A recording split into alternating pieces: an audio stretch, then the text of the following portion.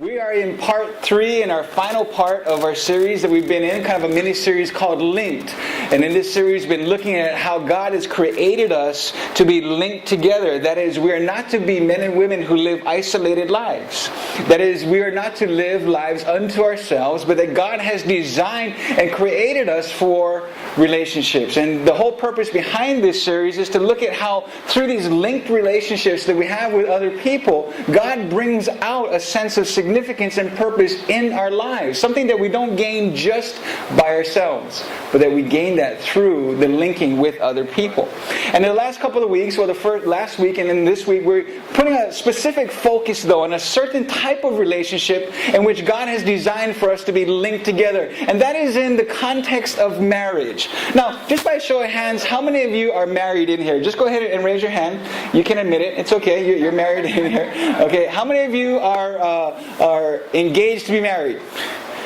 Come on. Right here. Okay, we got one couple. They're engaged to be married. Vanessa and Chris, they're engaged to be married. Now, for most of you in here, you're married, or some. My bet is that some, if not all of you, at some point will be married.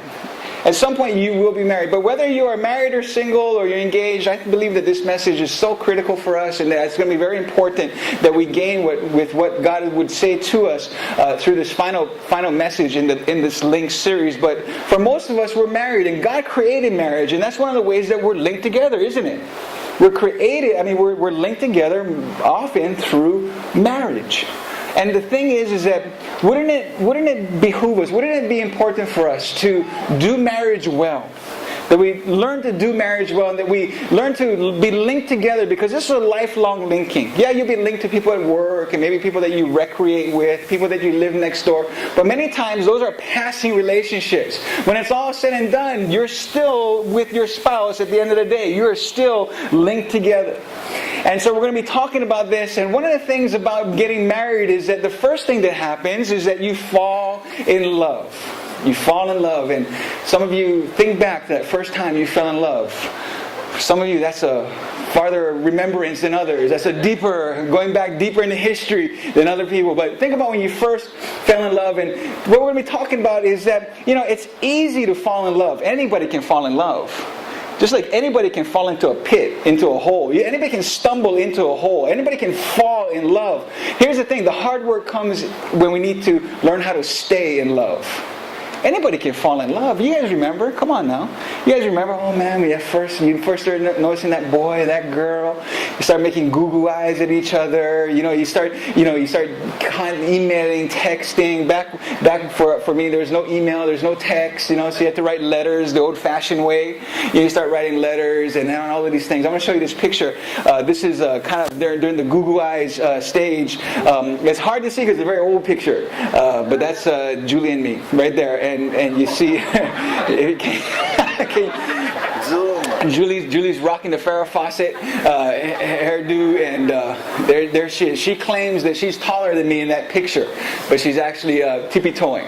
But you guys remember? That first time when you fall in love, and it's so easy to fall in love. Anybody can do it, but the trick is to do the hard work. And that's a key word, hard work, of staying in love.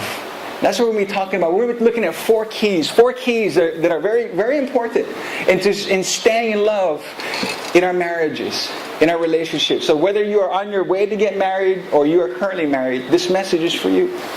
And I'm excited because tonight we're kicking off our marriage small group up at the church house, and we're going to have about maybe 14 people up there diving in for the next 6 weeks in our marriage small group. So we're looking at the text in Philippians chapter 2, verses 3 through 8. And in this text is a very popular text, is a kind of famous portion of the Bible, but in it we see how Jesus himself loved us. This text really spells out how Jesus loves us. But here's the key.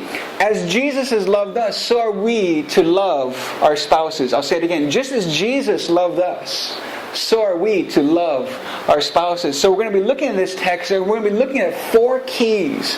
4 keys out of this text is going to be so important for us to not just fall in love, because remember, anybody can do that. It's going to be very important for us because we need to learn how to stay in love. And that's the hard work of this. So we're going to dive right in. The first thing there, the first key is number 1, that in our marriages, we're to keep promises, not scores. In our marriages, in our relationships, we're to keep our promise, but we're not to keep score. Now look what Paul says there in verse 3 of Philippians chapter 2. He says, do nothing out of selfish ambition or vain conceit. Do nothing. Don't do anything out of selfish ambition or vain conceit. That word that he uses, do nothing, that literally means to run for office. It's like if somebody was a candidate for a political office. Now, we all know what that looks like. We all know when somebody runs for office, they're candidating and their partisanship. And basically what they're doing, they're trying to maneuver and jockey themselves and promote themselves as the best candidate over the other guy, over their competitor, over the competing candidate. And so they always would, and typically in politics, what they'll do is that they'll take the name of that candidate that they're competing against and they'll drag his name through the mud. Oh, look what he's done. Look how unethical he is. Look at all the things that he's doing in his personal life. This kind of funky, kind of gross. But look at me. Look, and you promote yourself. Look, I have leadership. I have integrity. I have honesty. Vote for me. And Paul is saying that's what selfish ambition looks like, where you try to position yourself and you try to jockey yourself and show yourself as better than that other person. But Paul says, don't do anything as if you're running for office. Don't do anything with this selfish ambition. And many times we get into our relationships and our marriages, and sometimes it feels like we're kind of running for office. Meaning that we're always kind of jockey for position. Who got the upper hand? And what ends up happening, now listen carefully, what ends up happening is that we tend to keep score in our relationships, don't we? Here's what I mean by that. Well, wow, I went to take out the garbage 2 nights in a row. Her turn. I'm keeping score. Right? Or, you know what? I'm watching the kids way more than he does. Man, he should do it. So, and we keep score. Don't we do this? Don't you do it? I mean, sometimes we get into this kind of keeping score. Well, I do more. I do more around the house. I do more with the kids. I take care of them better. I do way more. I earn more. I make more money. Therefore, I can position myself. I can kind of posture myself as being better or more power than you. And we have this idea that we're in some kind of competition, so we keep score. But God says, no, in a relationship, in a marriage, we're not called to keep score, we're called to keep promises. We're called to keep our promises.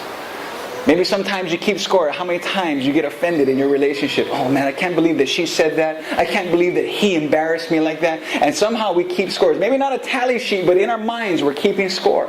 We're keeping score, and then pretty soon what we realize is that there's such a deficit that person owes you something because you have racked up so many points that they owe you something. But Paul says, don't do anything out of selfish ambition. Don't do anything as if you're posturing yourself as if you're running for office. Don't be a self-promoter.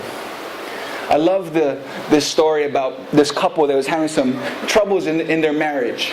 And so they go see a counselor, and the counselor gives them some tips. They give them some ideas on how to deal with the conflict. And so he tells them this. He says, every time throughout the week that your spouse offends you, write it down on an index card and file it away.